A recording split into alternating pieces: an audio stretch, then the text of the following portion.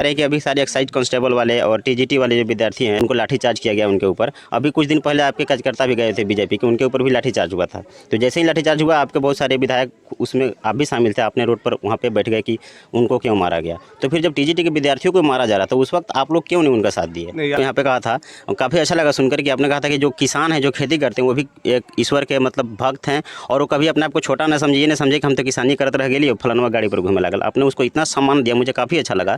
लेकिन किसान खुश तब होगा जब उसके खेत में पानी पहुंचेगा। आपकी बहुत सारी महत्वाकांक्षी योजनाएं थी जो आप चुनावी वादे करते रहते, कनहर परियोजना जो अभी तक नहीं आया, पता नहीं कब नसीब होगा देखने के लिए, और एक केहुनिया नाला जो उसका उद्घाटन आपने कर भी दिया है, बावजूद इसके पानी का एक बूंद खेत तक नहीं पहुँचा है। क्या कहेंगे आप इस पर? ये लगभग 4 बार आवेदन दे चुका हूँ, उस पर कोई कार्रवाई नहीं हुआ और आपको भी पहले एक बार हम आवेदन दे चुके हैं और अभी पुनः हम लोग देने की तैयारी किए हैं और देंगे। उसमें आप क्या कहना चाहेंगे, उस पर कितना त्वरित कार्रवाई हो सकेगी? नहीं, हम कोशिश करेंगे जितना जल्दी। तो आपने एक बहुत ही बड़ी अच्छी बात कही आपने कि भगवान ने सिर्फ 2 ही जाति बनाई है, एक नर और एक नारी। तो विधानसभा में पिछले कुछ दिनों से मैं ये देख रहा हूँ कि हिंदू मुस्लिम पे बहुत तगड़ा लड़ाई चल रहा है। तो फिर ये नर नारी जब 2 ही जाते हैं तो हिंदू मुस्लिम लड़ाई कैसे हो रहा है? वहाँ एक धर्म के विशेष पर जो कमरा आवंटित किया गया था, हम लोगों का आपत्ति यही था।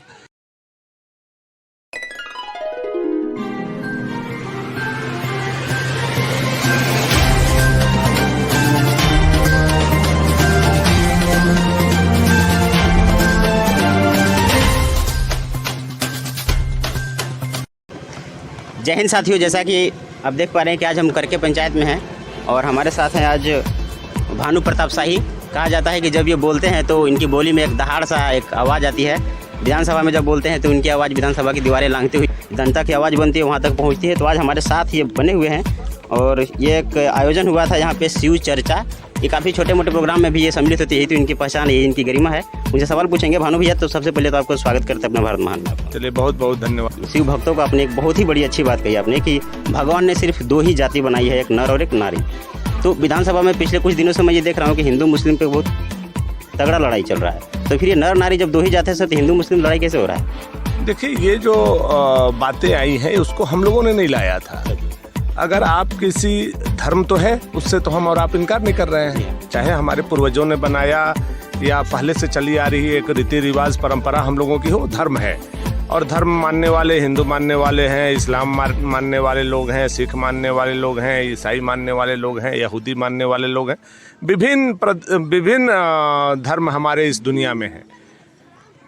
विषय ये है कि लोकतंत्र के मंदिर में जहाँ 3 करोड़ जनता की आवाज़ गूंजनी चाहिए, वहाँ एक धर्म के विशेष पर जो कमरा आवंटित किया गया था, हम लोगों का आपत्ति यही था कि आपको अगर करना है तो सभी धर्मों के लिए कीजिए। हम लोग कहाँ गलत बोल रहे हैं? हमारे लिए इस्लाम धर्म भी अलग नहीं है, हम मुसलमान भाई से नफरत करते हैं, ऐसी बात नहीं है। हमारा कहना यही है कि जब आप एक धर्म के लिए नमाज करने के लिए कमरा दे दिए तो हमारे हिंदू भाइयों को भी हनुमान चालीसा करने के लिए कमरा दीजिए। हमारे आदिवासी भाई जो सरना मानते हैं उनके लिए भी एक कमरा दीजिए। हमारे जो संथाली भाई संथाली बोलते हैं या उनको वो धर्म पर विश्वास है, उसके लिए कमरा दीजिए। ईसाई भाइयों के लिए एक कमरा दीजिए, सिख भाइयों के लिए एक कमरा दीजिए, या तो फिर किसी को मत दीजिए। तो ये विवाद हम लोगों ने नहीं खड़ा किया, विवाद तो सरकार ने खड़ा किया। सरकार के विवाद को जवाब देने में ये तमाम चीजें हुई हैं। अगर सरकार चाहता तो उसको खत्म कर सकता था, लेकिन सरकार को तुष्टिकरण करना है। उसको किसी भी तरह से उर्दू को आगे करके और नमाज को आगे करके मुस्लिम का वोट चाहिए। और ये दोनों का लड़ाई चल रहा है, कांग्रेस का और जेएमएम का, दोनों अभी साथ में हैं।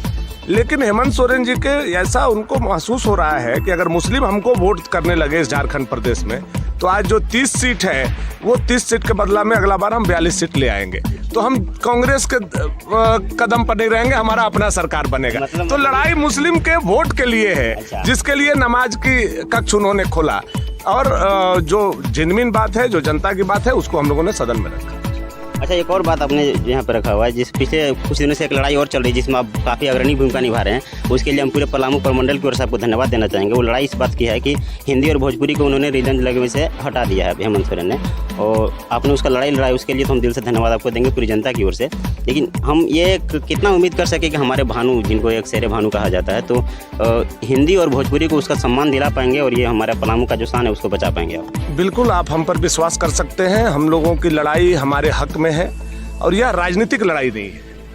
इसको राजनीतिक चश्मे से भी देखने की जरूरत नहीं है। हम बिहार से अलग हुए हैं, गढ़वा, पलामू, चतरा, लातेहार, गिरिडीह, हजारीबाग, बोकारो, धनबाद, जामताड़ा, देवघर, गोड्डा, पाकुड़, साहेबगंज, जमशेदपुर और रांची।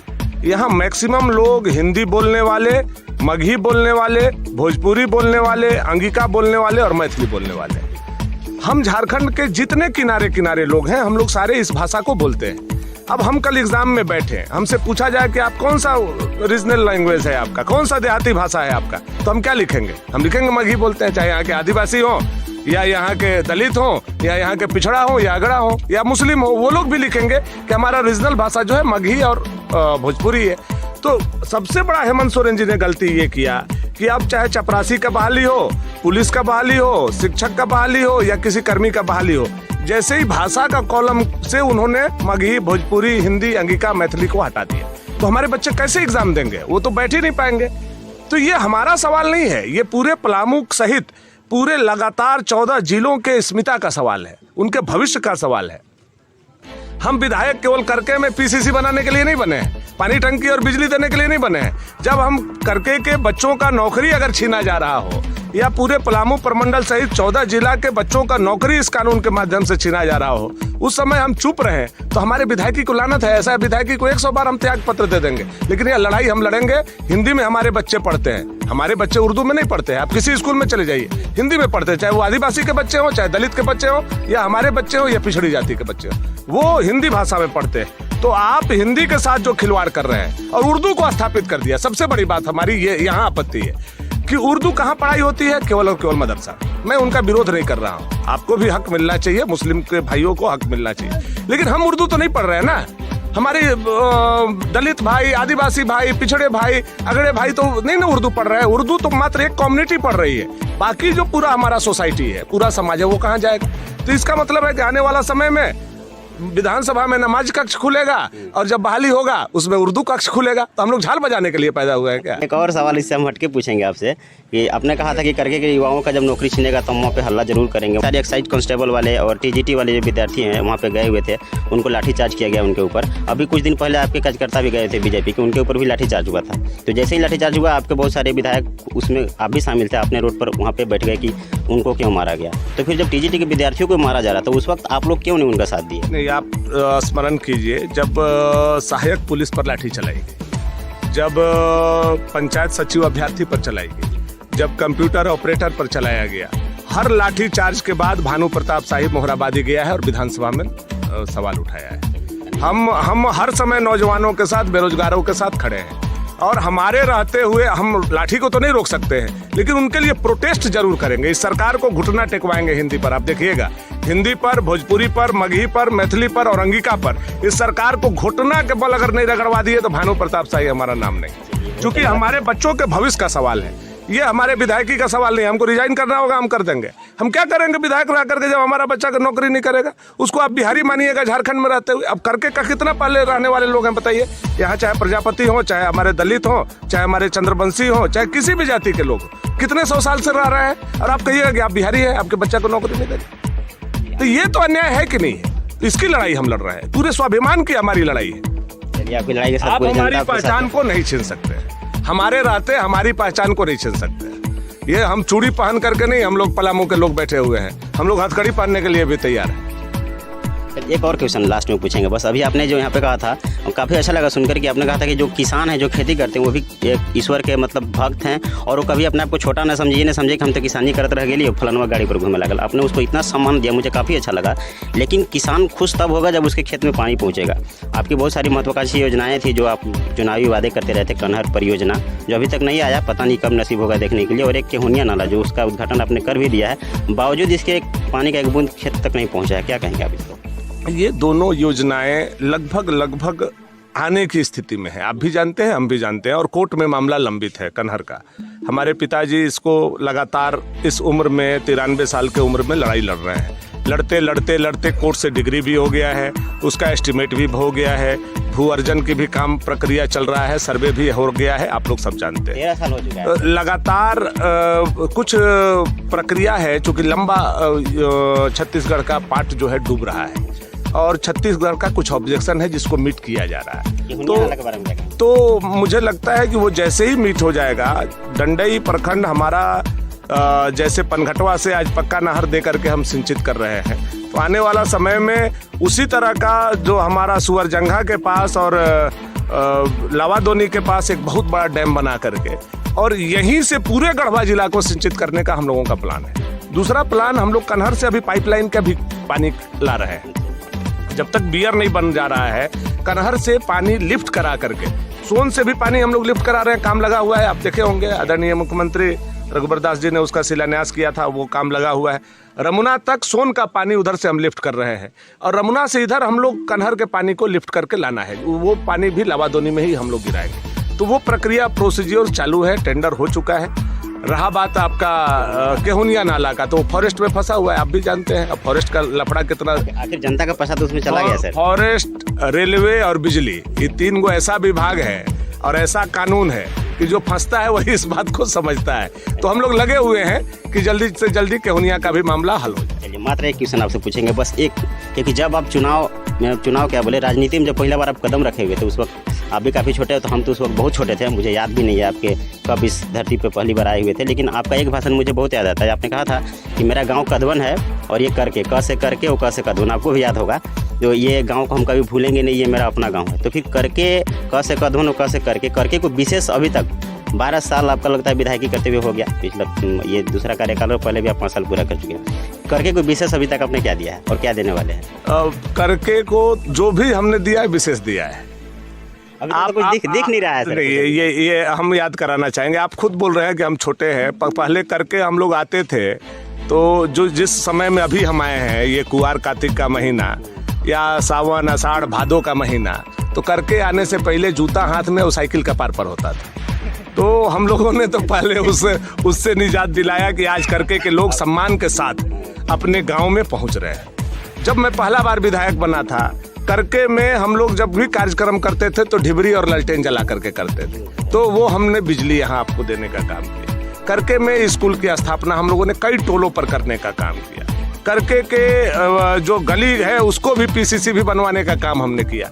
पंचायत भवन हम लोगों ने बनवाने का काम किया। अब एक काम केवल करके का, व्यक्तिगत करके का फंसा हुआ है, वह है हाई स्कूल, जिसके लिए हम प्रयासरत हैं। हाई स्कूल बन जाएगा तो करके में फिर काम करने का कोई ज़रूरत हमको नहीं। मेरा नाम चुनमुन चौधरी हुआ, मैं ग्राम पंचायत करके के वार्ड नंबर 11 का वार्ड पार्षद। मैंने पिछले 2 वर्ष, जैसे कि आपने अभी बोला कि हमने यहाँ ढिबरी से निजात दिलाने का काम किया, सही बात है। लेकिन मेरे वार्ड में पिछले 4 वर्षों से एक ट्रांसफार्मर खराब है, जिसके संबंध में मैंने बिजली विभाग को लगभग 4 बार आवेदन दे चुका हूं, उस पर कोई कार्रवाई नहीं हुआ। और आपको भी पहले एक बार हम आवेदन दे चुके हैं और अभी पुनः हम लोग देने की तैयारी किए हैं और देंगे। उसमें आप क्या कहना चाहेंगे, उस पर कितना त्वरित कार्रवाई हो सकेगी? नहीं, हम कोशिश करेंगे जितना जल्दी हो सकेगा, कोशिश करके आपको ट्रांसफार्मर दिलवाने का हम काम करेंगे। आप हमको आवेदन दीजिए, मैं कल अगर आप हमारे यहाँ आते हैं तो मैं लेटर पैड पर लिखूंगा उसको, और लिख करके हम कार्यालय में आप लोग जा करके जमा कीजिए, मैं उनको फ़ोन करूँगा। जो मेरा काम है मैं उसको करूँगा। सब जगह ट्रांसफार्मर टंग गया और आपके यहाँ नहीं टंगा, यह दुर्भाग्य का बात है। थोड़ा सा खराब हो गया है तो उसको हम लोग बनवाएंगे, फिर से लगवाएंगे। पिछले 4 वर्षों से चलिए हम लग करके करवाएंगे इसको, लेकिन यहाँ मत आवेदन दीजिए। हमारा आग्रह है कि आप कार्यालय पर आइए और कार्यालय पर हम लेटर पैड पर लिखेंगे और आपके सामने फ़ोन करेंगे और आप लगिएगा तभी जा करके होगा। क्योंकि बिजली विभाग आज के डेट में सरकार बनने के बाद सारा विभाग का चमड़ा मोटा हो गया है, गेड़ा से भी ज़्यादा। तो उन लोग को जब तक जाइएगा, चिट्ठी दीजिएगा, हुरिएगा थुरिएगा नहीं, तब तक ये सुनने वाला नहीं है ये लोग, है ना। हम फ़ोन करेंगे, चिट्ठी देंगे, आप जाइए, हो जाएगा आपका, ठीक है। धन्यवाद। तो जैसा कि देखा आपने, ये थे भानु प्रताप शाही, जो त्वरित कार्रवाई करते हैं। इन्होंने तुरंत ही फैसला कर दिया कि क्या करना है। तो इन्होंने कहा कि केहुनिया नाला जो यहाँ का डंडई प्रखंड का बहुत ही बहुचर्चित बहुप्रतीक्षित है। उन्होंने कहा है कि ये फॉरेस्ट विभाग और बिजली विभाग में फंसा हुआ है। उम्मीद करते हैं कि ये सारा कुछ बहुत ही जल्दी निपटार करके और हम लोगों को पानी, ये डंडई प्रखंड को पानी अवश्य मिलेगा। कैमरामैन चुनमुन के साथ मैं नलन कुमार, अपना भारत महान। जय हिंद।